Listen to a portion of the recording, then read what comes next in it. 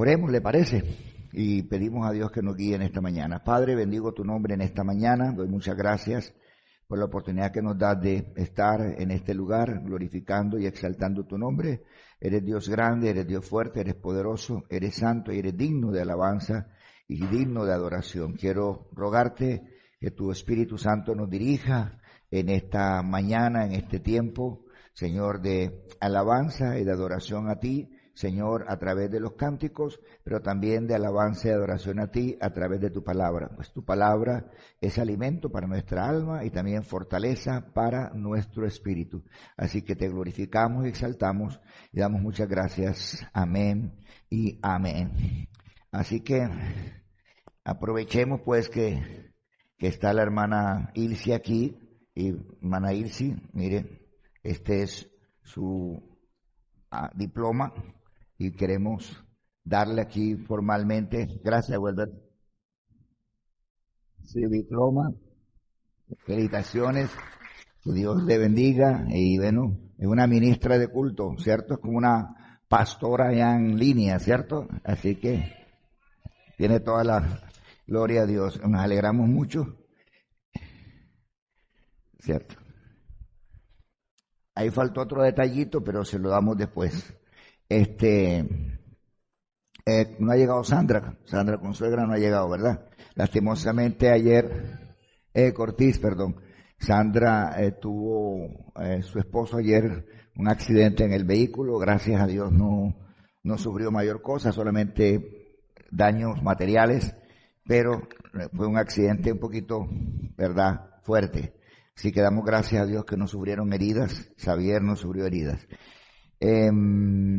Tengo mis hermanos conectados aquí en Facebook.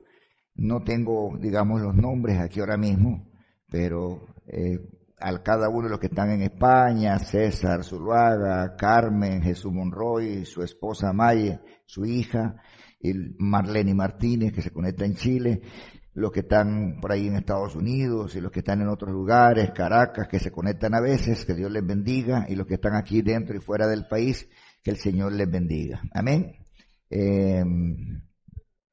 Hay una historia que se repite año tras año en la Biblia y que ustedes de una u otra manera la han visto, que siempre ocurre para esta época, que dejan a las palmeras sin cogollo, ¿cierto? Que dejan a las palmeras sin cogollo. Entonces, ya el gobierno ha puesto como un poco de freno en cuanto a la naturaleza, pero quiero que lo miremos. Miremos un momentico la entrada triunfal de Jesús. Pueden buscar conmigo en Juan. No sé qué le pasa a mis gafas. Están como empañadas.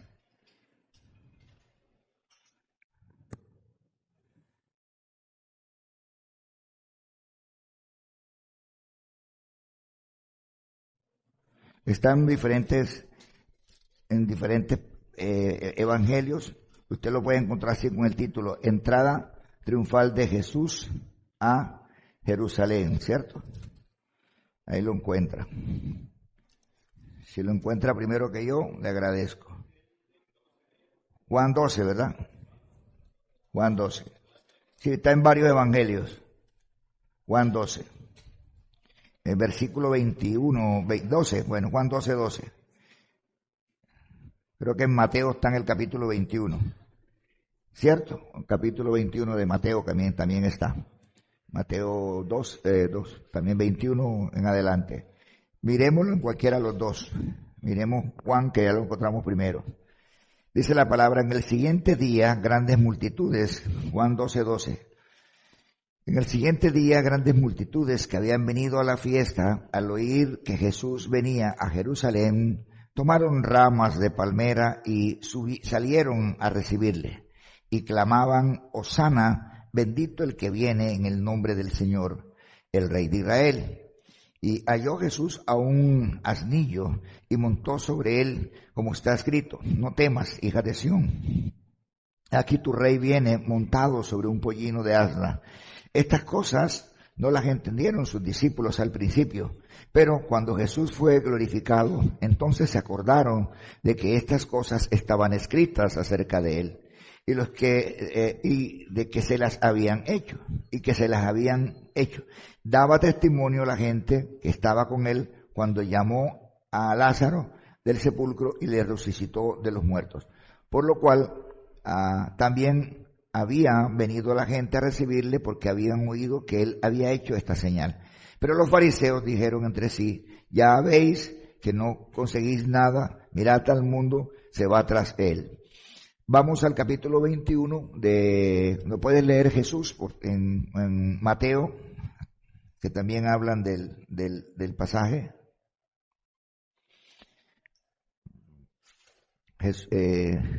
Mateo 21, si no estoy mal. Está como un poquito más específico.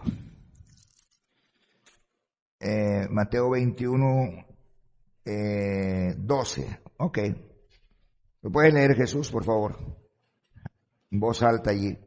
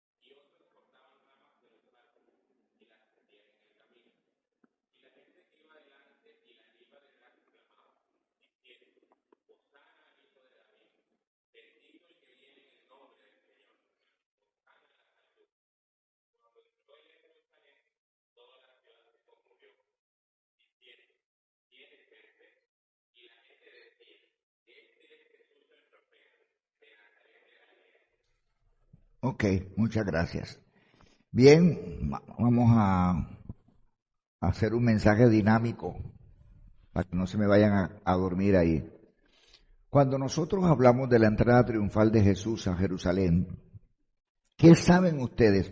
Porque cuando uno mira el contexto de lo que estamos leyendo, uno encuentra que había mucha gente que tenía una idea de quién era Jesús. Ay, bienvenida, no te había visto. Mi amiga San Andresana, hermana en Cristo, bendiciones, bienvenida. Cuando uno lee aquí, uno entiende que hay personas que tienen una expectativa desde el punto de vista político y una expectativa desde el punto de vista, ¿qué? Espiritual. Cuando hablamos del punto de vista espiritual, entonces la gente lo enfoca como el cumplimiento de una profecía. Dice, esta es la profecía que se ha cumplido. Esto fue lo que dijo el profeta, ¿qué? Zacarías. Está en Zacarías 9, versículo 9, dice, esto fue lo que dijo, y ahorita podemos leer el versículo. Lo que la gente hablaba de un profeta que vendría, que iría a transformar la nación. Desde el punto de vista político tenían la idea algunos, pero otros sabían, por lo que leímos en Juan. Miren que en Juan, cuando uno lee en Juan, ya uno escucha de que Jesús tiene cierta fama. Ya dicen, este fue el que levantó al muerto, este fue el que hizo, este fue el que hizo aquel milagro, este fue el que hizo, o sea, ya tenía la gente ya sabía en cierta forma quién era.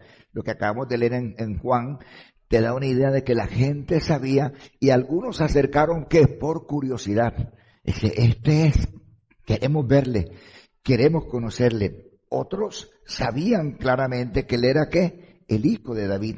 Osana, el hijo de David. Este es el que viene en el nombre del Señor. O sea, gente que tenía una idea.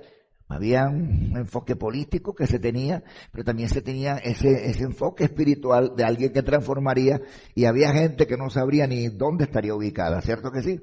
Es lo mismo que pasa hoy. Yo preguntaría ahora, ¿cuál es el concepto que usted tiene de Jesús en estos tiempos? Porque el Jesús de este tiempo nos lo quieren como dibujar.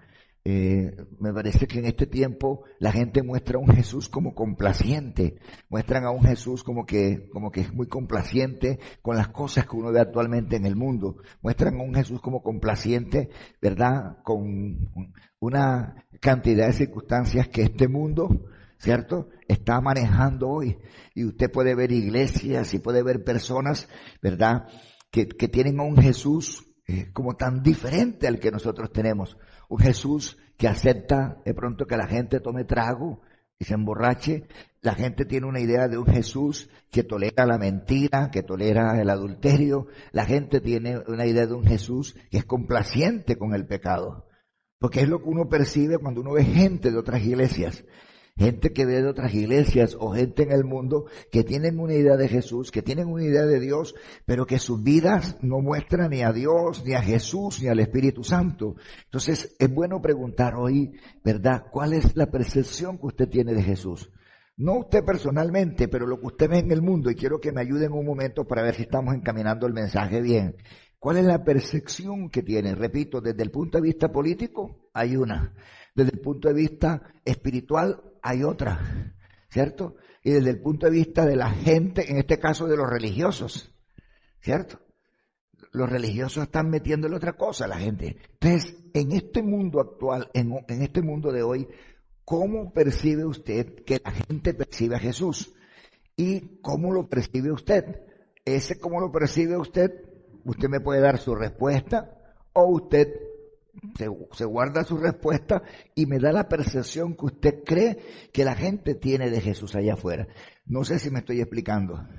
De pronto lo que yo digo es que la gente tiene la idea de un Jesús complaciente, un Jesús que realmente patrocina el adulterio, de un Jesús que patrocina la mentira, que patrocina el pecado. ¿Cómo lo percibe usted? A ver, cuéntenme.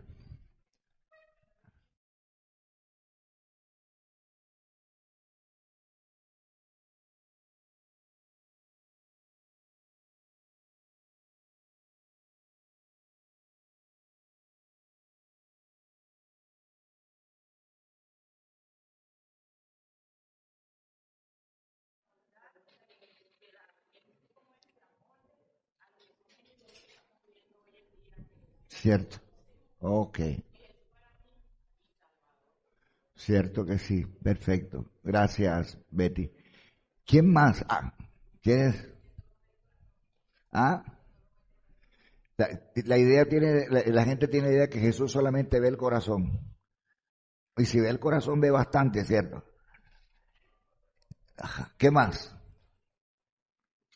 Cuéntenme a ver. Ahora, ¿qué percepción? Betty daba la percepción, ¿verdad?, de lo que la gente tiene allá afuera. Pero ¿cuál es la percepción del? Bueno, ella también dijo la percepción de ella. La gente allá afuera piensa esto, pero Jesús es mi Salvador. Entonces, anímense. ¿Quién es Jesús para ustedes? ¿Mm? ¿Quién es Jesús para ustedes? ¿Pueden hablar? ¿Ah? Es mi Rey, es mi Salvador.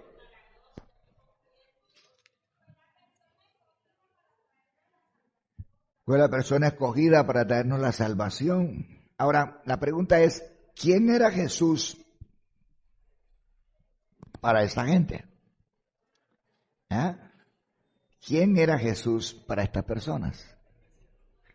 ¿Ah? El Mesías, ¿qué más? El profeta, el Hijo de Dios, el sanador. Mire lo que dice el versículo, leámoslo otra vez. Y entró Jesús en el templo de Dios y echó fuera, sí es verdad, Versículo 12. Y entró Jesús en el templo de Dios y echó fuera a todos los que vendían y compraban en el templo y volcó las mesas de los cambistas. ¿Ese es el que leímos? ¿Cuál fue el que leímos ahorita? ¿Ah? Sí, pero el que leí ahorita es Juan 12. ¿Y el que leí de Mateo ahorita cuál fue? Ok. Entonces voy a leerlo. Y entró Jesús en el templo de Dios y echó fuera a todos los cambistas, ¿ah?, que compraban en el templo, y volcando las mesas de los cambistas y las sillas de los que vendían palomas, les dijo: escrito está, mi casa, casa de oración será llamada para vosotros, y la habéis hecho cueva de ladrones. Entonces, fíjense ustedes que cuando vamos leyendo el pasaje, nos va dando una idea más o menos general de lo que puede ser Jesús para las personas. Cuando leíamos el capítulo 21, versículo 1, lo leímos, ¿verdad? Donde habla de la entrada triunfal. ¿Dónde lo leímos? ¿Versículo qué? Qué pena. 21:1. Cuando entra al templo. ¿Cuál es la idea que la gente tiene de Jesús cuando Jesús entra? El 11, ¿qué dice? Es que se me perdió aquí un poquito. El 11, aquí. Ok. Perfecto, listo. Ok.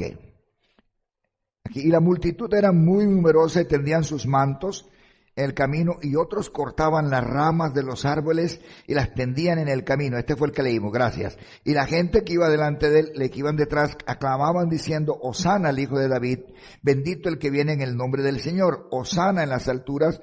Ya cuando entró en Jerusalén, toda la ciudad se conmovió diciendo: ¿quién es este? Y la gente decía: este es Jesús, el profeta de Nazaret. O sea que la gente tenía una idea desde el punto de vista espiritual que él es el Hijo de Dios, es el profeta que viene a traer un mensaje, pero también es el Salvador. Pero otros, como estábamos diciendo ahorita, tienen una idea de pronto del agente político que viene a traer una transformación política. Recuerden que ellos estaban subyugados, ¿verdad?, por este imperio, y los tenían gobernados, los tenían azotados, y tenían la esperanza en él.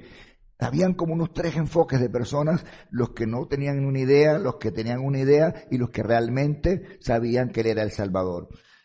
Pero dentro de este propósito de la entrada de Jesús a Jerusalén, hay algo que está, digamos, ¿cómo lo podríamos decir?, como incrustado dentro de la enseñanza, que es lo que de una u otra manera viene a traer a nosotros como la luz de lo que nosotros somos hoy en día. Cuando Jesús entra al templo, dice que cuando entró al templo encontró que el templo estaba como lleno de personas que practicaban una religión, de personas que estaban teniendo más bien la religión como un negocio y no realmente como un proceso de transformación para su vida. Cuando él entra al templo, encontró que la mitad del templo estaba literalmente ocupada por los cambistas, por los que hacían negocios, y la otra mitad del templo estaba realmente medio habilitada para lo que era el proceso de alabanza, de oración.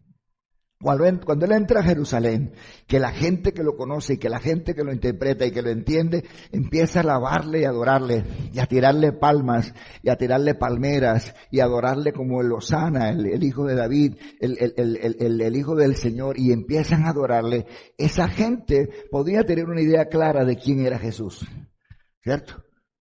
Y alabaron al Señor por eso.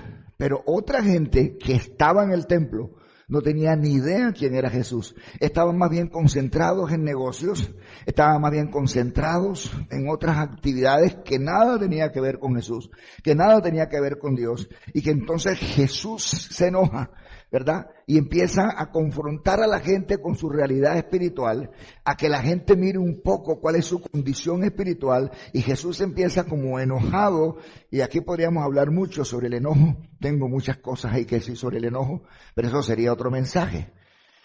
Sería como un enojo, le llamarían algunos enojo santo, porque está en función de concientizar a la gente. Se enojó tanto que volcó las bancas, que sacó a la gente del templo enojada porque habían convertido su casa, la habían convertido en una casa de de perdición y realmente se habían desenfocado del propósito que era la oración. Cuando Jesús llega a Jerusalén, desde la óptica de los que están interesados en una transformación del gobierno, llega como la solución a los problemas. Es lo mismo que tenemos hoy. Hoy estamos como pensando de que un político va a llegar y ese político va a cambiar a Colombia, ¿cierto? Y uno empieza a ver en la arenga política de hoy y uno dice, no, este de la derecha o este de extrema derecha yo creo que es el que va a componer al país, ¿cierto? Y uno cree que es El Salvador. Y llegan los de la izquierda y dicen, no, ahora sí nos llegó el profeta, el Mesías que necesitábamos. Y resulta que llega el Mesías, Petro, y resulta que Petro empieza a transformarnos. Y hasta las mismas gente petrista ya están decepcionadas, porque eso no lo dice uno, sino que la misma gente lo comenta, o sea, decepcionado. Entonces uno dice, ¿quiénes son los que vienen ahora? Ah, los del centro. Entonces vámonos por el centro porque por ahí viene. ¿De qué quiero decirles con esto? Que muchas veces vamos a encontrar circunstancias a nivel de gobierno o a nivel, digamos, de país, si así lo podemos decir, que van de una u otra manera a perturbarnos a nosotros. Pero nosotros somos quienes tenemos que tener digamos, una percepción, no, sino una convicción de quién realmente es el Salvador de nosotros. ¿El Salvador de nosotros va a ser el Centro Democrático? ¿El Salvador de nosotros va a seguir siendo Petro? ¿El Salvador de nosotros va a ser la gente del centro? Pero tienen que votar por alguno de ellos, ¿cierto que sí? Pero lo que quiero que entendamos es que Mesías Salvador solamente hay ¿qué? Mesías Salvador solamente ¿qué? Hay uno. Y que los demás, sea centro, sea derecha, extrema derecha, sea izquierda progresiva o izquierda tirando al centro, ¿entiendes? La que sea. Es decir, siempre nos va a llevar a un proceso de ¿qué? De decepción. Así como se decepcionaron los de la izquierda, nos podemos decepcionar los de la derecha o se pueden decepcionar los del centro. Y de hecho ahorita a nivel del país, cuando hubo una alianza allí, ya ustedes saben de quién con quién, la gente se sorprendió y se sacudió mucha gente. Entonces, ¿en quién ponemos nosotros la esperanza? Este pueblo tenía la esperanza ¿en quién? ¿En quién tenían la esperanza? En Jesús. Pero tenían la esperanza en Jesús como político. Y resulta que Jesús no es político. Tenían la esperanza en Jesús como el Salvador. Ah, Jesús es el Salvador. Amén. Entonces, quien tenía el enfoque de Jesús como el político, se frustró. Se sintió decepcionado. Quien tenía el enfoque de Jesús como el Salvador, entonces encontró cierto refugio, encontró esperanza, encontró cambio, encontró transformación. Y la transformación espiritual comenzó enseguida. ¿Por qué comenzó la transformación espiritual enseguida? Porque cuando uno se enfoca en las cosas espirituales, gloria a Dios, cuando uno se enfoca en las cosas espirituales, al enfocarnos en las cosas espirituales, uno tiene que comenzar por las cosas espirituales. Así que cuando Jesús entró a Jerusalén, ¿a dónde fue lo primero que se dirigió? Cuando el político entra a gobernar, ¿a dónde es lo primero que se dirige? ¿A dónde se dirige el político? Al Palacio de Justicia, ¿cierto? Pero cuando usted es espiritual y como Jesús es espiritual, ¿dónde se enfocó Jesús enseguida? A su palacio, ¿cierto que sí? Porque no era político, sino alguien que es espiritual. Entonces se enfoca en lo espiritual, va encaminado al templo y resulta que encuentra que el templo está hecho ¿qué? Cueva de ladrones. El templo, como un mercado.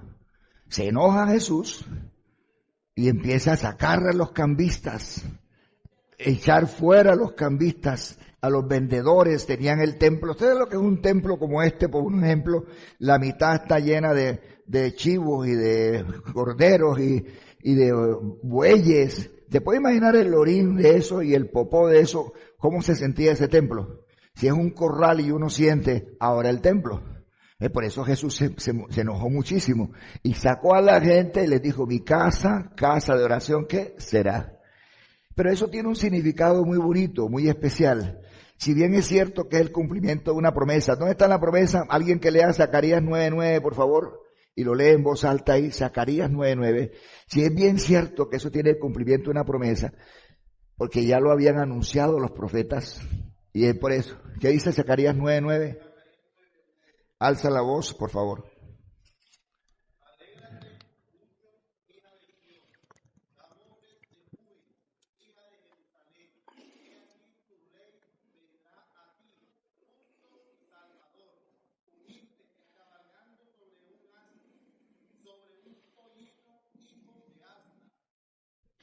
Ok, pero mire lo que me gusta, dice el versículo 13.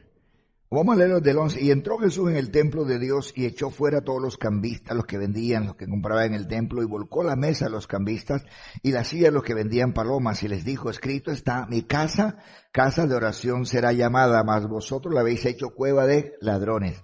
Y vinieron a él en el templo cojos, ciegos, cojos, y los sanó. Pero los principales sacerdotes y los escribas, viendo las maravillas que hacía, y los muchachos aclamando en el templo y diciendo: Hosana al hijo de David, se indignaron. Y le dijeron: ¿oye lo que estos dicen? Y Jesús les dijo: sí, ¿nunca leísteis?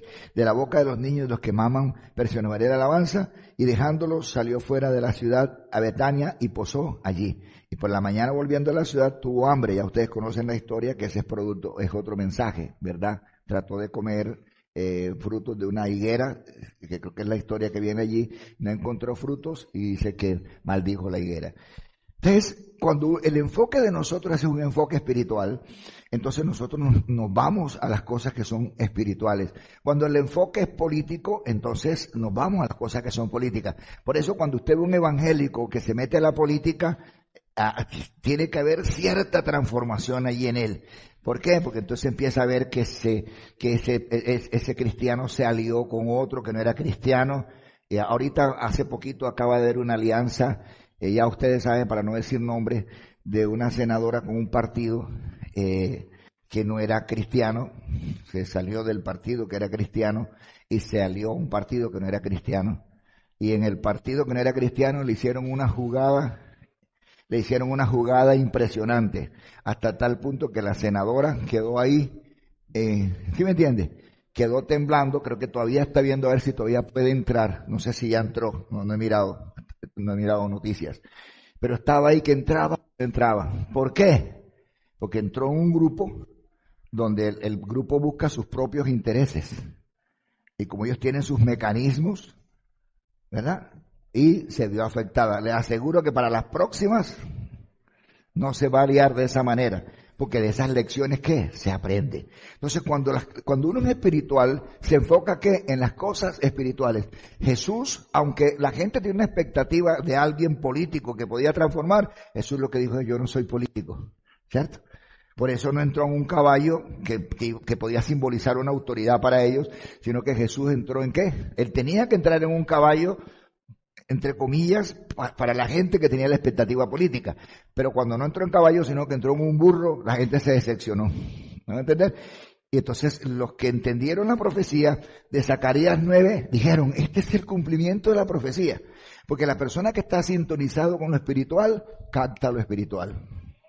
Miren eso. La persona que está sintonizado por lo espiritual, capta lo espiritual. Hay un pasaje, si no estoy mal, creo que es 2 Corintios 2:14, si no estoy mal. Creo que es esa, o 1 Corintios 2:14-15, o 2 Corintios 2:14-15, búsquenlo por ahí. Creo que inicialmente es 1 Corintios 2:14-15, que dice que las cosas a la gente que es de Dios las puede entender, pero el que no es de Dios no las puede entender. Creo que es esta. No, creo que es en 1 Corintios. Búscalo, 1 Corintios 2:14, si no estoy mal. Dice: al hombre natural las cosas de Dios le son locura. 2:14. Ese es 2 Corintios. Es 1 Corintios. Ok, dice: pero el hombre natural no percibe las cosas que le son del Espíritu de Dios. ¿Ya?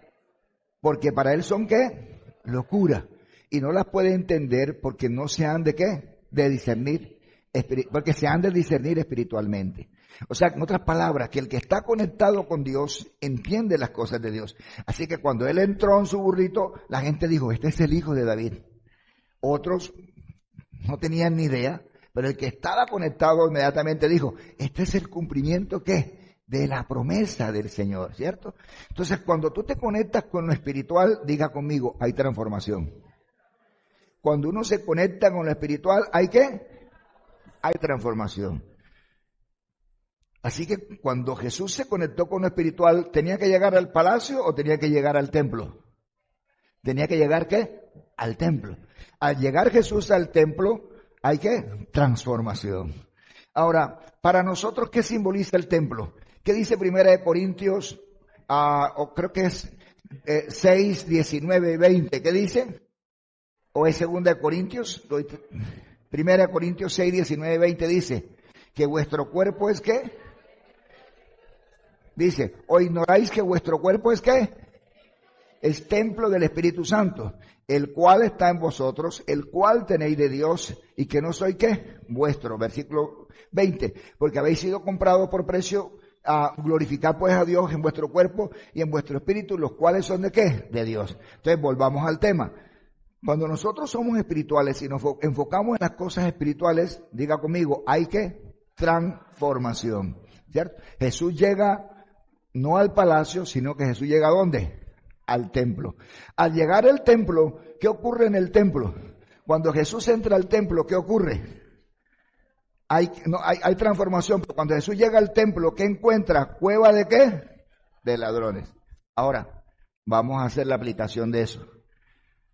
Jesús es el Mesías prometido, pero tú eres templo del Espíritu Santo, dice la Biblia. Tu cuerpo es ¿qué?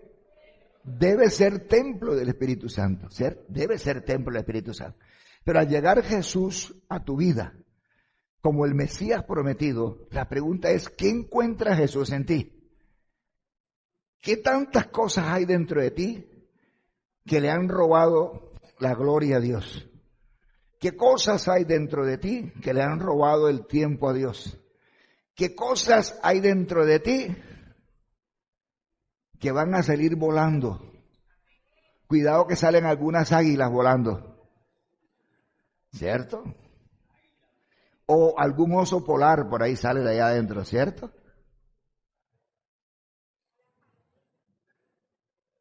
Es decir, miren la digamos, aplicación de esto. Jesús llega a un lugar, no al del gobierno, porque tenía el ideal del gobierno. Jesús llega en lo que era su enfoque. Jesús llega como ese rey, ¿verdad? Al que Dios escoge, llega al lugar donde él tiene que dirigir, que es ¿dónde? En su templo. Por eso él saca todo lo que estaba dentro del templo y empieza a establecer esa autoridad, empieza a establecer, ¿cierto?, ese señorío en ese lugar. ¿Cómo se llama ese lugar? Templo. ¿Cómo se llama tu cuerpo? Templo. ¿Quién debe estar reinando ahí? Jesús. Pero Jesús reina en tu corazón cuando tú le das una entrada, ¿qué? Triunfal. ¿Y cómo se hace una entrada triunfal? ¿Cierto? Por la obediencia. Es diciéndole a Jesús, Señor, hoy yo me desligo del licor. Hoy tomo la decisión, Señor, que tú seas el Señor y el Salvador de mi vida. No más cerveza dentro de mí. No más alcohol dentro de mí. No más adulterio dentro de mí. No más fornicación dentro de mí. Hoy tomo la decisión de consagrarme a ti, Señor. Haz una entrada triunfal hoy en mi corazón, Señor. Lléname con tu Espíritu Santo, Señor. Hágase en mí conforme a tu voluntad. ¿Entiendes? Es una decisión. Pero ¿quién hace esa decisión? Quien tiene un enfoque espiritual. Quien tiene un enfoque todavía en el mundo. Porque es que la gente tiene un enfoque en el mundo. Oh, pero es que todavía yo me puedo tomar unas friguitas. No, es que yo todavía puedo hacer esto. Y entonces viene aquí lo que decía, creo que decía Betty, que a veces la gente tiene un concepto allá afuera de un Jesús y a veces la gente tiene un concepto muy personal y piensa que ese Jesús patrocina muchas cosas y que ese Jesús le tiene toda la paciencia del mundo, ¿verdad? Para que siga haciendo las cosas. Y entonces mientras no se toma una decisión, entonces ese cuerpo que debe ser templo del Espíritu Santo se va convirtiendo en una cueva de ladrones. Es un cuerpo que se va llenando de una cantidad de cosas que realmente no glorifican el nombre de Dios. Se va llenando de cosas que le van quitando el lugar a Dios, que le van quitando el espacio a Dios. Y cuando viene a ver, cuerpo que debe ser templo del Espíritu Santo, se convirtió en una cueva de ladrones, que le roba el tiempo a Dios, que desplaza a Dios y que se llena el templo de todo menos de Dios. Y que tiene que venir Jesús, ¿verdad? Y entrar de una manera poderosa en nosotros, y nosotros tenemos que entender ese tiempo. Nosotros tenemos que entender quién es el Hijo de Dios. Y mire que la gente sí lo entiende. La gente entiende, pero lo entiende en Semana Santa. Todas las iglesias se llenan en Semana Santa. Todas las iglesias se llenan en Semana Santa. Dramatizan a Jesús, hay gente que hace de Jesús, hacen dramas de Jesús, la gente se crucifica por Jesús. Yo he visto a gente sangrando de las manos, crucificada, montada en una cruz. Se bajan después que pasó la Semana Santa, inmediatamente se montan en su vida normal de sinvergüenzura y siguen haciendo la vida. O sea que la Semana Santa se convirtió para ellos en una semana especial donde se hacen el pago de algunas mandas, y después que pagó la manda, la vida sigue siendo igual. No sé si me están entendiendo. Entonces, ¿quién es Jesús para ti? ¿Quién es Jesús para nosotros? ¿Cuál es el enfoque para nosotros? ¿Es el Salvador? ¿Es el Mesías prometido? ¿Es el político de turno que va a cambiar las cosas? ¿Quién es Jesús para nosotros? ¿Y qué tanto hay en nosotros que le ha robado el espacio a Él? Y que nosotros podamos reflexionar internamente sobre eso y tomar una decisión y decir: Señor, perdona mis pecados, limpia mi corazón y te doy el espacio que tú mereces hoy, Señor. Así que quiero que tengas una entrada triunfal en mi corazón hoy, y que a partir de hoy, Señor, tú puedas hacer grandes cosas en mi vida. Mire que cuando Jesús hace esto, ¿qué ocurrió? Miren lo que dice el pasaje. Cuando Jesús hizo esta entrada triunfal allí, que empezó a limpiar todo, miren lo que ocurrió allí, miren la historia. Capítulo 21, versículo 14. Y 15. Y vinieron a él en el templo, ¿qué dice? Ciegos y cojos. ¿Y qué pasó? ¿Qué pasó cuando Jesús entró a ese lugar, que era el lugar en donde la gente debía ir? Debía ir a buscarle a Él, a alabarle a Él. No a vender un cordero, ni a comprar un cordero, ni a comprar un buey, ¿cierto? La gente debía ir, ¿qué? Adorar a Dios, pero se había convertido, ¿qué? En un negocio. Y hay iglesias que se han convertido en un negocio hoy, ¿o no? Hay iglesias que se han convertido en un negocio. Y la gente va a buscar a esa iglesia sanidad. Y no encuentran sanidad, sino que, ¿cuánto van a hacer un pacto hoy? ¿Cierto? Y de críticas, no a darles una idea de lo que la Biblia dice. Hay mucha gente buscando en las iglesias hoy ser sanados. Hay mucha gente buscando en la iglesia hoy ser libres de la ceguera. Hay mucha gente que quiere llegar a la iglesia hoy para recibir sanidad en su vista, para recibir sanidad en su corazón, para recibir sanidad en su cuerpo, porque están cojeando de algo. Y no necesariamente la gente tiene que cojear físicamente, ni la gente tiene que ser físicamente ciega. Hay gente que tiene sus ojos intactos, que ve perfectamente, pero está ciega con una relación amorosa. Está ciega con una situación en particular que no quiere entender. Y que solamente va a entender cuando le da el espacio a Dios. Solamente va a entender cuando le da el espacio a Jesús. Cuando Jesús entra en el corazón, se le quita la venda de los ojos. Termino con estos dos pasajes. 2 de Corintios 4:4 y 2 de Corintios 3:16. ¿Qué dice 2 de Corintios 4:4? en los cuales el Dios de este siglo cegó el entendimiento de los incrédulos para que no les resplandezca la luz del Evangelio de Cristo, el cual es la imagen de Dios. ¿Cómo está la gente en el mundo hoy? Ciega. ¿Ciega qué? Espiritualmente, no físicamente, sino espiritualmente. Pero ¿qué pasa cuando Jesús entra en el templo? ¿Qué pasa cuando le dan el lugar a Jesús en sus corazones? Mire lo que pasa. Y con esto voy a terminar. ¿Qué dice? Segunda de Corintios 3:16. ¿Qué dice? Segunda de Corintios 3:16. ¿Qué dice? Pero cuando se conviertan, ¿a quién? Cuando se conviertan al Señor, ¿qué pasará? ¿Y qué dice otro versículo que sigue? Bueno, cuando se conviertan al Señor, ¿el velo qué? Se le quitará. Porque el Señor es ¿qué? El Espíritu. Y donde está el Espíritu del Señor, ¿qué pasa ahí? Repítalo nuevamente conmigo. Porque el Señor es ¿qué? Es Espíritu. Y donde está el Espíritu del Señor, ¿hay qué? Hay libertad. Pero el Señor no puede hacer nada donde la gente tiene agarrado su becerro. La gente no puede hacer nada porque tiene agarrado su águila. La gente no puede, el Señor no puede hacer nada porque la gente tiene agarrada su imagencita, su virgencita todavía, su santico. ¿Cierto? Y para que el Señor pueda hacer algo, tienes dos opciones. O Él tiene que entrar a la fuerza y limpiar todo, o tú lo invitas a que Él entre. ¿Cierto? Y a veces Dios tiene que utilizar métodos fuertes en nuestra vida para que nosotros seamos, ¿qué? Conscientes. Y esos métodos fuertes del Señor no son groserías del Señor, porque eso no es una grosería.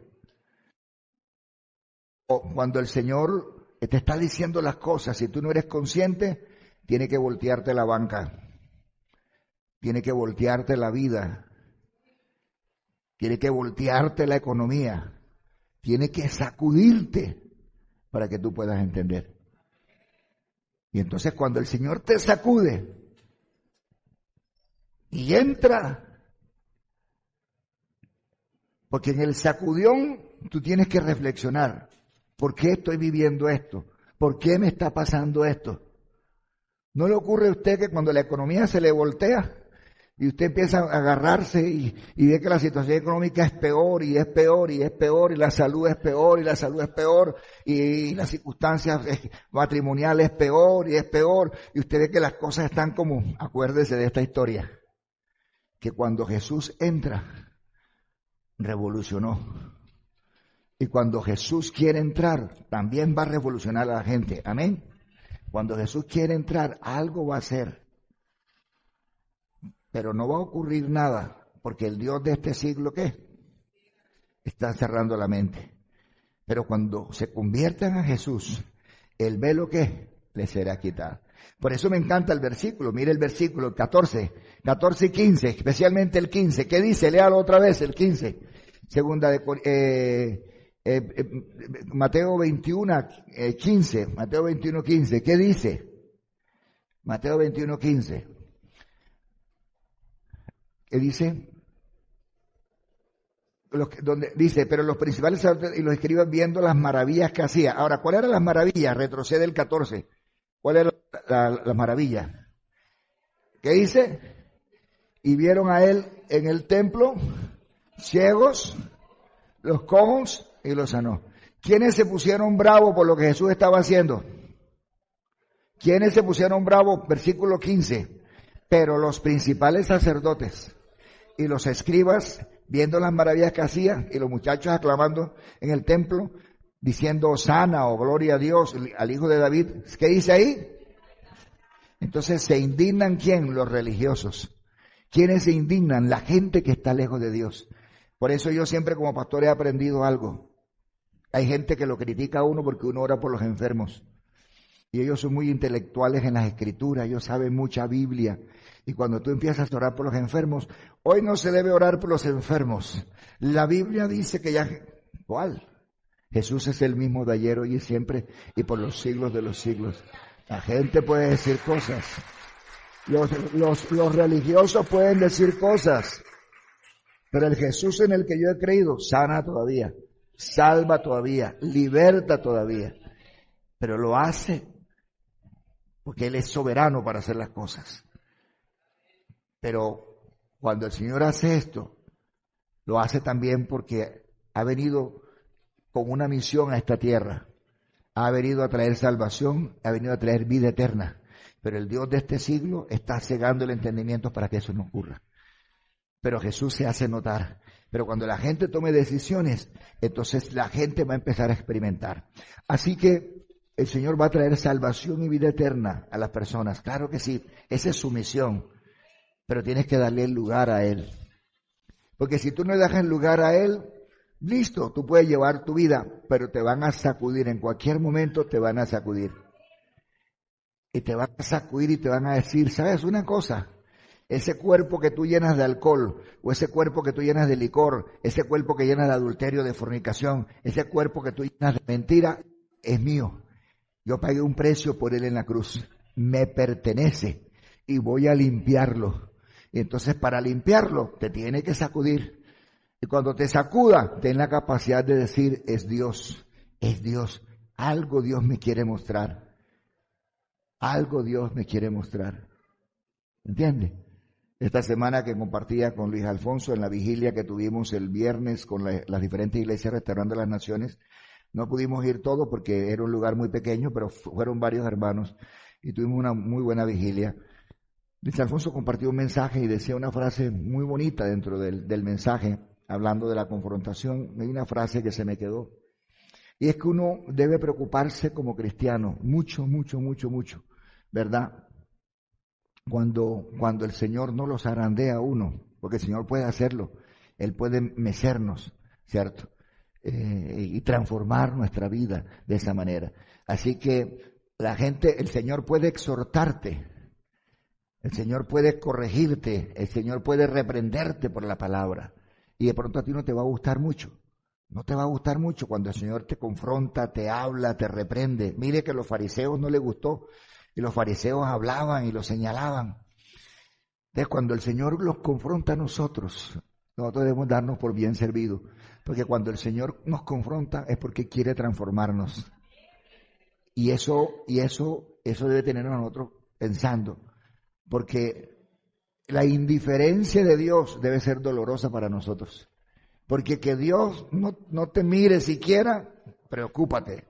Pero que Dios se digne en decirte que tú estás pecando y que tú estás haciendo las cosas indebidas. ¿Ya? Y se lo dijo a alguien, recuerden que se lo dijo a alguien, se lo dijo a Pedro, Simón Pedro.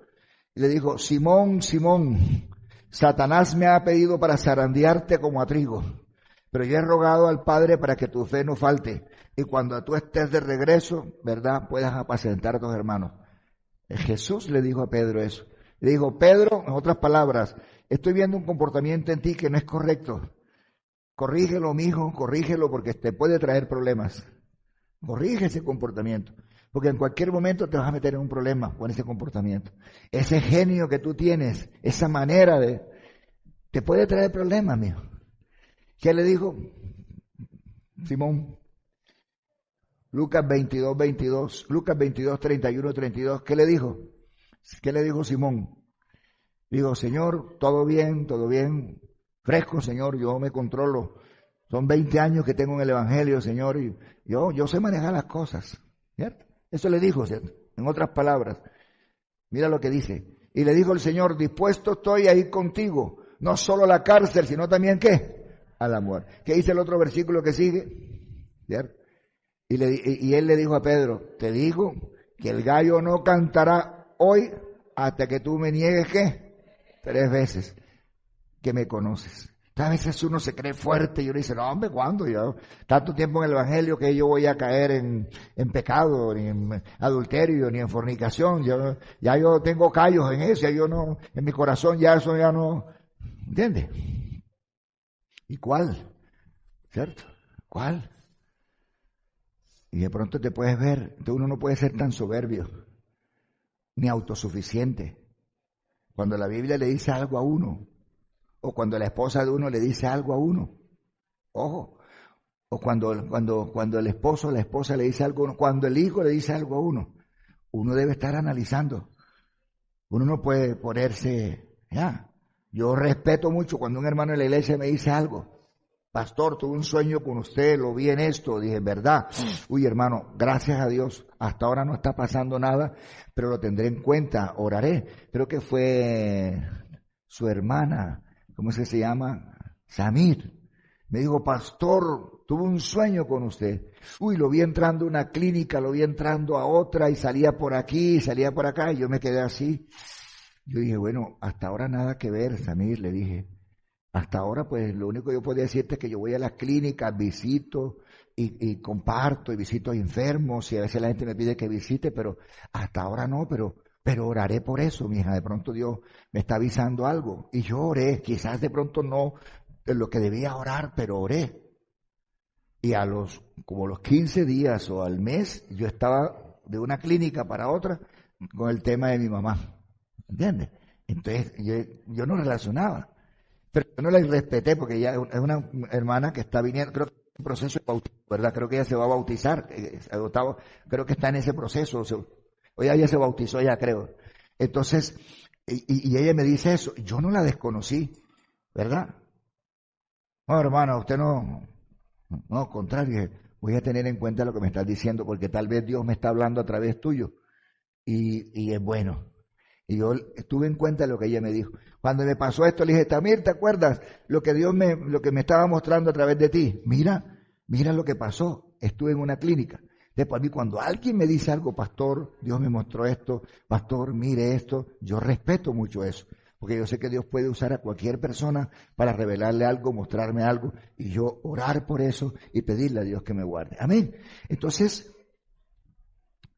Jesús le estaba diciendo a Pedro lo que podía estar pasando y Pedro lo ignoró. Y mire todas las cosas que vinieron. El Señor tiene que zarandearnos muchas veces o dejar que el enemigo nos zarandee para que se nos caiga la venda. Porque el zarandear tiene una particularidad, ¿cierto? El zarandear va sacando como la pelucita que queda por ahí. Cuando va sacando, se zarandea, ¿cierto? El cacao, el arroz, la arena, para que se acomode, ¿cierto?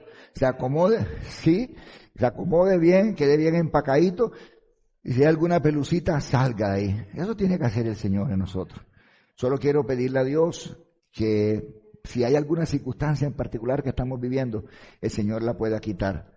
Que el Señor saque lo que tenga que sacar y que Jesús haga una entrada triunfal en nuestras vidas. Hay mucha gente esperando ser sana, hay mucha gente esperando ser salva, hay mucha gente esperando ser libre de la ceguera espiritual, hay gente que está esperando ser liberada de circunstancias que las tienen cojeando en esta vida. Entonces hay gente que necesita eso y tú eres la persona que Dios puede usar para eso. Amén. Es más, si tú misma estás necesitando sanidad, estás necesitando liberación, estás necesitando que Jesús haga una limpieza en tu corazón, el Señor lo puede hacer. Porque cuando hay esa limpieza, hay milagros. Cuando hay esa limpieza, el Señor opera liberación. Así que te invito a ponerte de pie para terminar esta parte y tomar la cena del Señor. ¿Te parece? Ore conmigo al Señor y dígale, Señor, en esta mañana conmigo haga esa oración. Dígale, Señor, te doy gracias por esta mañana. Puede orar conmigo. Señor, te doy gracias por esta mañana. Hoy se celebra en el mundo, en todo el mundo, Señor, este acontecimiento de la entrada triunfal de Jesús en Jerusalén. Cuando Él entró, se dirigió al templo, que era el lugar al cual tú le habías comisionado para predicarle a las personas, para traer salvación, sanidad y liberación a sus vidas. Encontró que el templo estaba ocupado, Señor, por ladrones y por una cantidad de animales, Señor, que no dejaban que la presencia de Dios se manifestara con poder. Pero una vez que Jesús entró y sacó las vacas, los corderos, los bueyes, los cambistas, Señor, que habían convertido el templo en un lugar de comercio, de mercancía, como ocurre en muchas iglesias hoy, Señor, Padre, donde el púlpito se convirtió en un lugar, Señor, de mercaderes de la fe, Señor, y se han olvidado de la necesidad de las personas. Señor, cuántos ciegos, cuántos cojos Señor, cuánta gente enferma, Señor, de la mente, enferma de los nervios, enferma del corazón, enferma, Señor, de sus manos, de sus pies, enferma de los huesos. Cuánta gente está necesitando ir a los templos y recibir sanidad y liberación, recibir una palabra que traiga salvación y vida eterna. Quiero suplicarte con todo mi corazón hoy, Padre, en el nombre de Jesús, Señor, que tú hagas una entrada triunfal en los corazones de mis hermanos, de mis hermanas, Señor, que por alguna circunstancia se han dejado arrastrar, Señor, por este sistema de este mundo, Señor, y su corazón se ha llenado más de Facebook, se ha llenado más, Señor, de Instagram, se ha llenado más de novelas, se ha llenado más, Señor, de televisión, se ha llenado más, Señor, de pronto algunos se han dejado llevar por bebidas alcohólicas, tal vez algunos se han dejado llevar por el odio, por el rencor, por el resentimiento. Padre, hay mucha gente enferma, Señor, en tu templo, hay mucha gente enferma en su corazón. Padre, su cuerpo es templo del Espíritu Santo, Señor. Sin embargo, Señor, por el afán de este mundo se han dejado llenar de resentimientos, de amarguras, de tristeza, de frustración, de decepción. Y, Señor, eso les ha generado ceguera espiritual, eso les ha generado incredulidad, les ha generado, Señor, rencores, rabias, frustraciones. Tal vez porque su economía ha sido zarandeada, tal vez porque tú has volcado la economía de ellos, de ellas. Tal vez, Señor, has hecho un volcamiento en su hogar. Señor, quizás las cosas no están como deberían estar. Señor, oro en el nombre de Jesús hoy por cada uno de mis hermanos, mis hermanas. Señor, mejor que nadie, Señor, tú los conoces. Señor, mejor que nadie, ellos saben cómo están. Señor, hoy ruego que por medio del Espíritu Santo les redargullas, les convenzas de pecado, Señor. Habla sus vidas. Vamos a tomar un minutico en silencio y voy a dejarlos ustedes un momentico en silencio